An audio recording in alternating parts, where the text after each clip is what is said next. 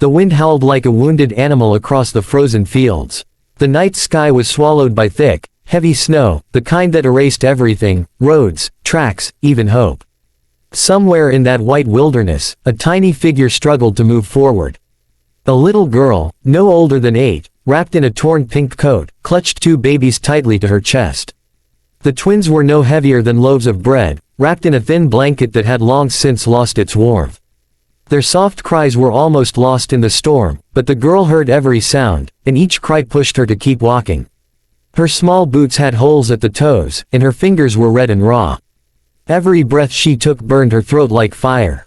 But she didn't stop. She couldn't. She whispered to the babies, her voice trembling, "Don't cry, we're gonna find help. I promise." The wind lashed against her face, and snowflakes clung to her lashes. The road beneath her was hidden, but she remembered the way her mom had pointed before leaving. "Follow the big road till you see the lights, sweetie. Someone there will help you." That was 2 nights ago. No one had come back. The girl had waited, praying, holding the babies close as the cold crept into their shelter, a broken car buried in snow. When the twins' breathing grew faint, she knew she had no choice. She wrapped them up and stepped into the storm. Now, every step felt heavier than the last. Her legs ached, her body shook, and tears froze before they could fall. But somewhere in the distance, through the curtain of snow, she thought she saw it, a faint, golden glow. Lights. She blinked, afraid it was her imagination. But no, there it was again. Warm, steady, shining against the endless white. With the last bit of strength left in her, she whispered, "We're almost there, babies, just a little more." And so, the little girl walked on, 3 tiny souls alone in the storm, heading toward the light that would soon change their lives forever. At the top of the snow-covered hill stood a mansion so grand, it looked almost unreal against the blizzard's darkness. Every window glowed with a golden light, and tall pine trees surrounded the property like silent guardians. Inside, warmth filled every corner, yet the man who lived there felt nothing but cold. Richard Hale, a billionaire known for his ruthless deals and iron heart, sat alone in a massive leather chair by the fireplace. The flames danced in front of him, but his eyes were distant, fixed on the flicker of memories he never spoke of. On the mantel above the fire sat a single photo, a young woman smiling, holding a baby in her arms. Dust covered the frame, but Richard couldn't bring himself to move it.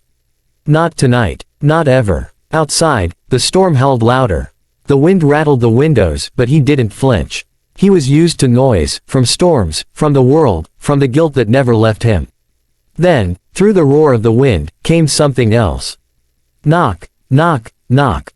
At first, Richard thought it was the wind playing tricks. But then it came again, softer this time, almost desperate. Knock, knock. He stood, frowning. No one ever came here. His mansion was miles from town, his gates locked, his staff gone home for the holidays. Who could possibly be out there? He opened the heavy door, and froze. There, framed by the snow and wind, stood a little girl. Her hair was soaked, her lips blue. In her arms, 2 tiny babies whimpered, their faces pale beneath a tattered blanket. Her voice was barely more than a whisper. "Please, we just need to stay warm for a minute. The babies, they're so cold." For a long moment, Richard just stared, torn between disbelief and something he hadn't felt in years. Compassion. He could have turned her away.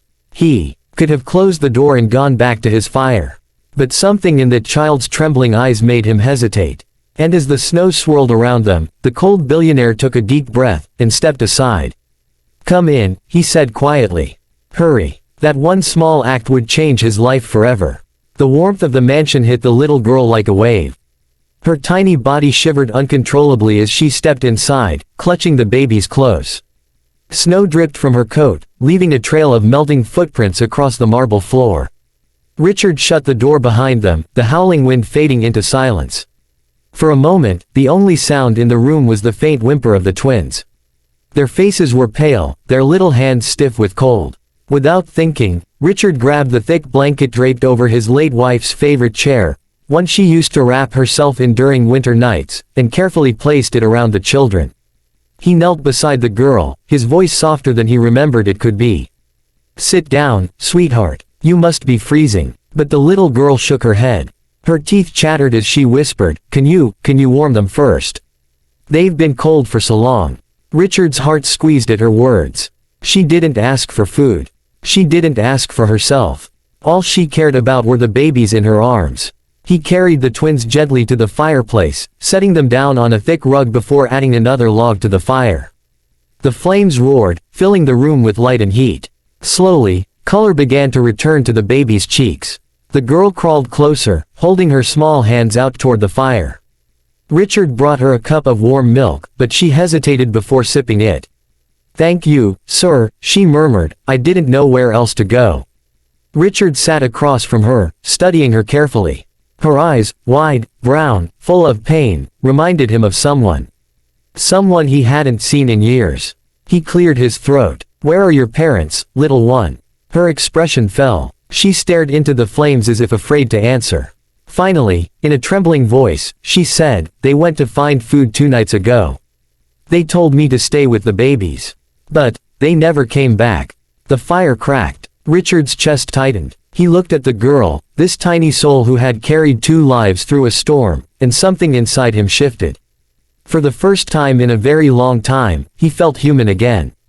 The storm outside began to quiet, but inside the mansion, a different storm was brewing, one made of memories and emotions long buried. Richard watched the little girl as she sat by the fire, rocking one of the twins gently in her arms. The babies were finally asleep, their tiny breaths soft and steady. For the first time in hours, there was peace. But in that peace, something strange tugged at Richard's heart. There was something familiar about her. The shape of her face, the way she tilted her head when she spoke, even the soft hum she made to soothe the babies. It stirred something deep within him, something he couldn't quite place. He noticed a small silver chain hanging around her neck, glinting in the firelight. "What's that you're wearing?" he asked gently. The girl hesitated, then held up the little pendant resting against her chest. It was an old, heart-shaped locket, tarnished, but still beautiful. "My mommy gave it to me," she said softly. "She told me to keep it safe, and to find the man in this picture if anything bad ever happened." Richard's brow furrowed. "A picture." She nodded, opening the locket with her trembling fingers.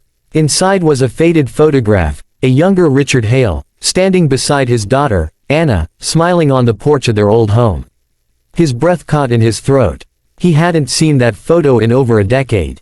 His voice broke. "Where did you get this?" The girl looked up at him, confused. "It's my mommy's." She said the man in the picture was her dad, my grandpa. Richard's world stopped. The firelight flickered across his stunned face. His chest felt tight, his eyes burned, and his hands began to shake.